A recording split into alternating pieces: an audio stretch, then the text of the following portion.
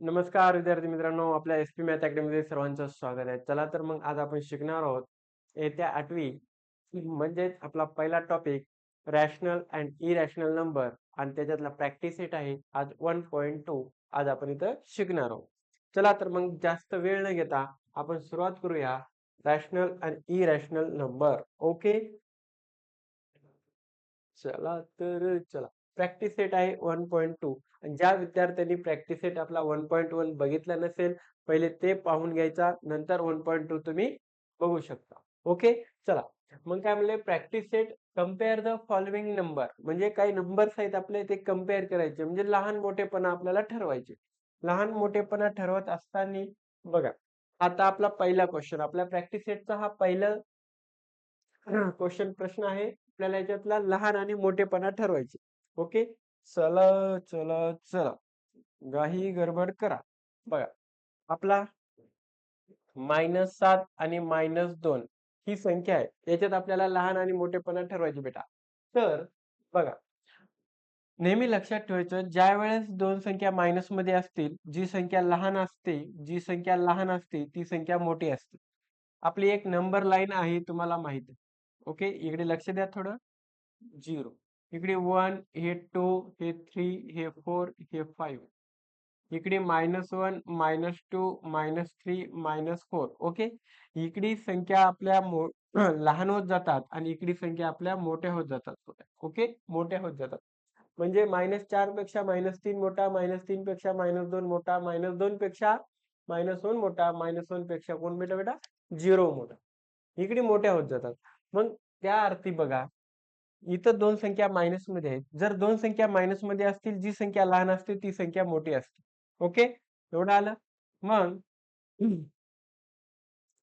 Late काय -7 -2 ज्याच्याकडे जे मोठं आहे त्याच्याकडे तोंड करायचं. हा ओके झालं सिंपल. एवढं सिंपल हा प्रॉब्लेम होता. या प्रॅक्टिस सेटचा ह्या सराव संचा हा पहिलं गणित म्हणजे ही संख्या मोठी आहे तिच्याकडे आपल्याला तोंड करायचे. ओके समजलं. चला पुढं दुसरं. आता दुसरं बघा दुसरं काय आहे. दुसरं गणित आहे 0, -9/5. आता लेट याच्यामध्ये सांगा मला कोण मोठं आहे. ओके लेट हा सोल्युशन. आता इथं 0 -9/5 एक सिंगल सिंगल संख्या आहे. मग आता ही निगेटिव्ह संख्या आहे.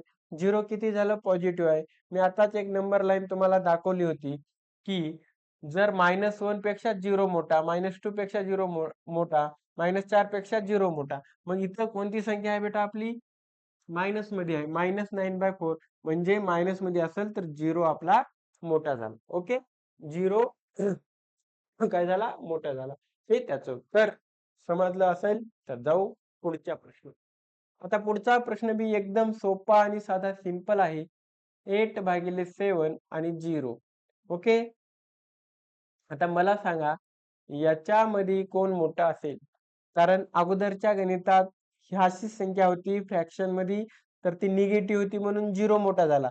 पण आता इथं 0 पेक्षा हा मोठा आहे कारण ही पॉझिटिव्ह संख्या आहे. काय आहे बेटा पॉझिटिव्ह संख्या आहे.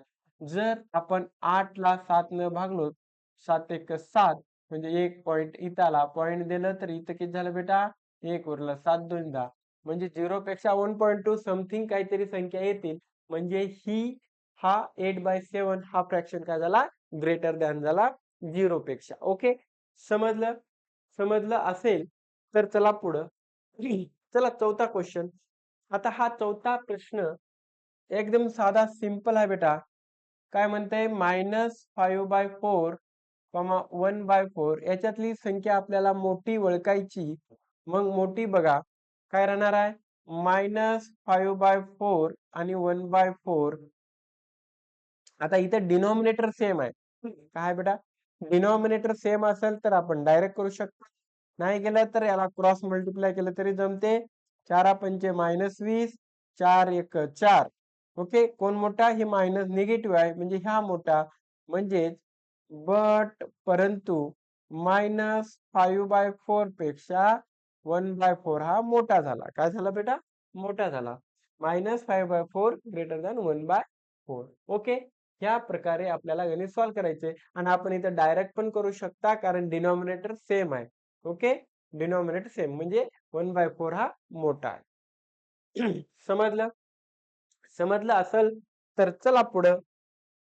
आता बघ, हे पाचवं गणित. पाचवं गणित तसंच आहे जसं आता आपण केलो तसंच. 40 भागिले किती बेटा? 29. 141 भागिले किती बेटा? 29. चला.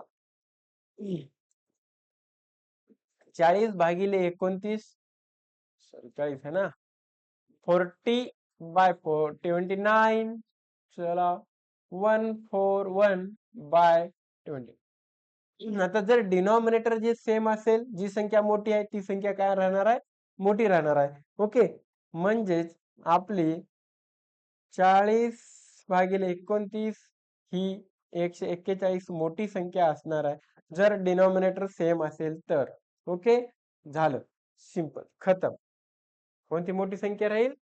141 भागिले 29. जर डिनॉमिनेटर सेम असेल, जी संख्या न्यूमरेटरची मोठी असेल ते फ्रॅक्शन मोठा राहणार. ओके, ते रॅशनल नंबर काय राहणार आहे? मोठा राहणार आहे. ओके, संपलं. पाचवं गणित साधा सिंपल. आपलं 1.2 आहे, फक्त कंपॅरिझन करायचे. ओके, चला पुढं बघा सहावं गणित. -17/20 -13/20. इथं पण आपल्याला तेच आहे. काय बेटा? -17/20 आणि -13 भागिले किती बेटा? 20. आता मला सांगा, ही मायनस मध्ये आहे, दोन्ही बी मायनस मध्ये आहेत, म्हणजे डिनॉमिनेटर सेम आहे. आणि डिनॉमिनेटर आता मला याचा सांगा, -17 मोठं की 13 मोठं? जी संख्या लहान असते ती संख्या मोठी असते. ओके, म्हणून जे आपला वरचा जो फ्रॅक्शन आहे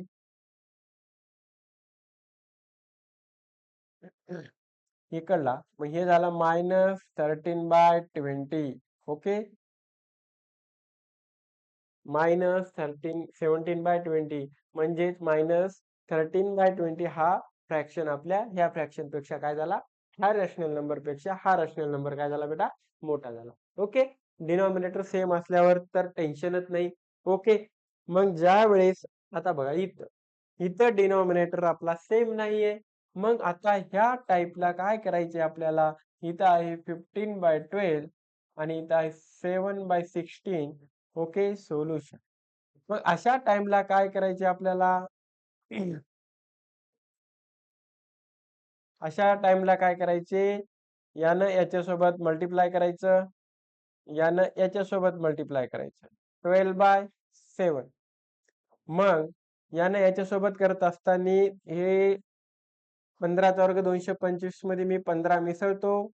ओके, हे 10, 1, 2 आणि 1 3 आणि 1 4 आणि हे 240. याचा गुणाकार 240 आला बेटा. 12×7=84. म्हणजे कोण मोठा राहणार? 240 मोठा आहे. मग 240 मोठा झाला तर आपला हा फ्रॅक्शन 15/12 हा मोठा झाला कोणापेक्षा? 7/16 पेक्षा. म्हणजेच आपला हा नंबर म्हणजे हा रॅशनल नंबर ग्रेटर दॅन आहे 7/16 पेक्षा. ओके, अशी ही पद्धत. जर डिनॉमिनेटर सेम नसेल तर क्रॉस मल्टिप्लिकेशन करायचं आणि जे गुणाकार दोघांपैकी मोठा येईल ते, आता ह्या दोघांचा मल्टिप्लिकेशन 240 आलं, म्हणून हा मोठा झाल्यामुळे इकडला फ्रॅक्शन काय झाला? मोठा झाला. हे याच्या खालीच आणायचं, लिहायचं बरोबर. ओके, याच्या याच्या खाली लिहायचं गुणाकार, हे याच्या खाली. म्हणजे कोण मोठा आहे ते आपल्याला लवकरच सापडते. ओके, एक इकडे एक तिकडी गाडी जाऊ द्यायची नाही. कळालं? चला पुढं. हो हो हो हो हो, चलो चलो. बघा, हे बी तसंच. -25/8 -9/4 आपल्याला सॉल्व करायचं आहे. तर डिनॉमिनेटर सेम आहे का? नाही. यानं याला गुण. -25 × 4 -9 × 8. 25 चोक 100 -100 9 8 -72. 9 8 -72. आता जी संख्या जी जर दोन संख्या मायनस मध्ये असतील, जी संख्या लहान आहे ती संख्या मोठी असते. मग हे आपल्याला माहित आहे. म्हणजे -72 जर मोठा झाला तर हा फ्रॅक्शन काय झाला मग मोठा झाला. बट परंतु -25/8 हा मोठा झाला -9/4. ओके, -9/4. हा कळालं कळालं कळालं. किती सिंपल आहे बघ. ओके, समजलं असेल तर चला पुढं. 9वा प्रॅक्टिस सेटचं 9वा प्रॉब्लेम. आपला 9वं गणित आहे 12/15 आणि 3/5. ओके, याला आपल्याला सॉल्व करायचे. पहिल्यांदा सुरू डिनॉमिनेटर सेम नाही, मग एक तर सेम करू पण शकता, हे असे बी जमते. हे 12 हे 15. याला काय करणार, सेम करण्यासाठी मला कितीनं 3 न गुणायचं, वरी पण 3 न गुण. 12/15, 3 त्रिक 9, 5 त्रिक 15. डिनॉमिनेटर सेम झाला. म्हणजे जर सेम असेल तर जी संख्या मोठी असेल हा फ्रॅक्शन काय राहणार मग 12/15. हा मोठा झाला कोणापेक्षा 9/15 पेक्षा. ओके, असं नाही जमणार तर असंही करू शकतोस. 12 × 5 क्रॉस गुणाकार आणि 15 × 3. 12 पंचे किती बेटा 60. 15 त्रिक 45. मला सांग आता कोण मोठं, 60 मोठं. 60 मोठं म्हणजेच कोण झाला गट, कोण 12/15 हा मोठा आहे कोणापेक्षा 3/5 पेक्षा. ओके, ह्या पद्धतीने सॉल्व्ह करता येते आपल्याला. 1-2 पद्धतीने बी डिनॉमिनेटर सेम करून बी सॉल्व्ह करता येते. क्रॉस मल्टिप्लिकेशन चेक करायचं आणि ज्याचा मल्टिप्लिकेशन मोठा आला तो त्याच्यावरचा फ्रॅक्शन काय राहील मोठा राहील. ओके, समजलं समजलं समजलं समजलं असेल तर आजचा प्रॅक्टिस सेटचा आपला शेवटचा प्रॉब्लेम. चला हा पण करून टाकू. -7/11 -3/4. Okay, solution minus. आता काय करणार, -7 न याला गुण, -7 × 4 आणि 11 × -3. यानं याला यानं याला. 7 चौक 28, -28 आगरे 3 -33. बरोबर, कोण मोठा, जे लहान, जे मायनस मध्ये दोन संख्या जर असतील ते मायनस लहान असेल ती संख्या मोठी असते. बस सिंपल.